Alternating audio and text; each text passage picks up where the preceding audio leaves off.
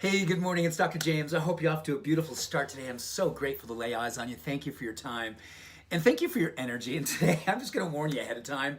I want to nerd out with you. I want to nerd out completely with you. I want to really give us an opportunity to embrace this amazing science. And what's so beautiful about this, this is the kind of thing when you read this and you practice it, you're going to go, oh my gosh. This is so powerful, it's so simple, and it makes me feel so possible. And I thought about you this morning. I got about 10 after 4, and I'm doing my prayers, I'm doing my meditation, and all of a sudden you popped in my heart. And I was thinking, I can't wait to love on you this morning, remind you of how good you are, and remind you that the unrealized potential inside of you is a deep and wonderful blessing. And we get a chance today to really do something extraordinary with that unrealized potential. I am a giant fan of epigenetics. In fact, over the last probably 10 years, as I've been learning more about epigenetics, it's funny, right? We tend to get drawn to the things that we need to know to heal.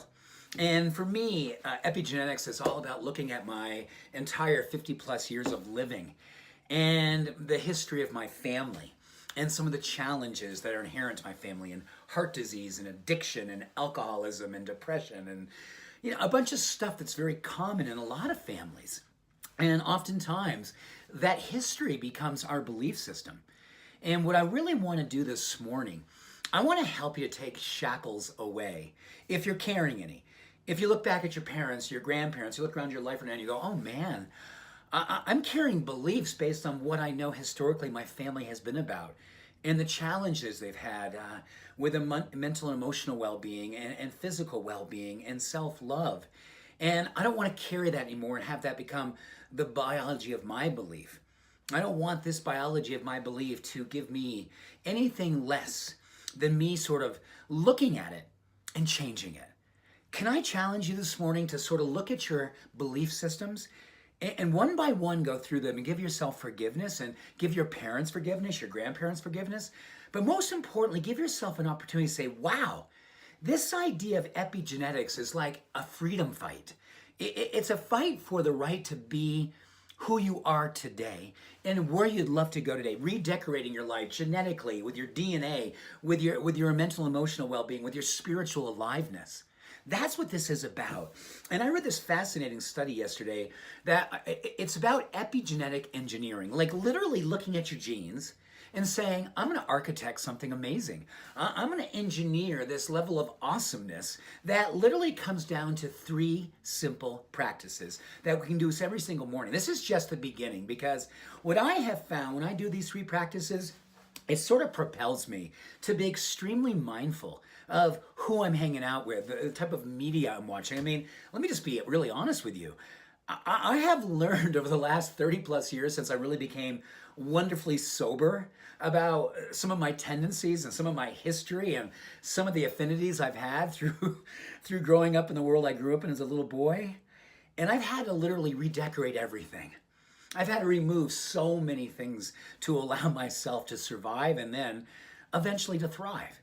And I want to invite you to right now think about, how am I decorating my life with the media that I'm watching, and who am I hanging out with people, and what kind of food is in my refrigerator and my pantry, and how do I look at my life and say, I'm going to be a ninja today. I'm going to be a Jedi. I'm going to so thoughtfully and lovingly and courageously decorate a completely new experience.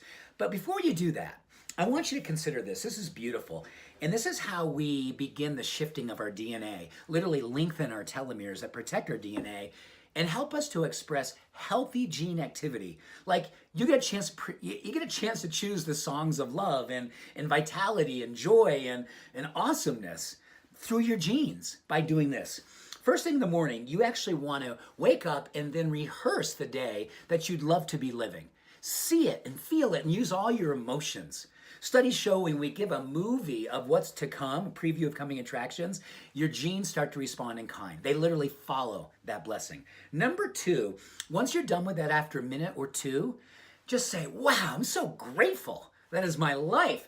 Because gratitude literally augments and then cements in that epigenetic engineering. And thirdly, it actually moves you from this beta state of busyness and just fracture, just like, you know, when you're just like, go, go, go, go, go, you wake up and you're like, it actually moves you from beta into alpha into theta, where you become more open to suggestions. The suggestions become more believable. And then you realize this is the truth of who you are. Think about that. You're open to suggestions. They become believable. And then you feel like you're actually able to create them. Oh, and that's epigenetic engineering. The biology of belief is how it is that believe you can be who you came here to be. And no matter what your history, you get a chance to write the sequel because you are the author today in this moment. Beautiful. Mental rehearsal, grateful ahead of time, alpha, beta, alpha, theta.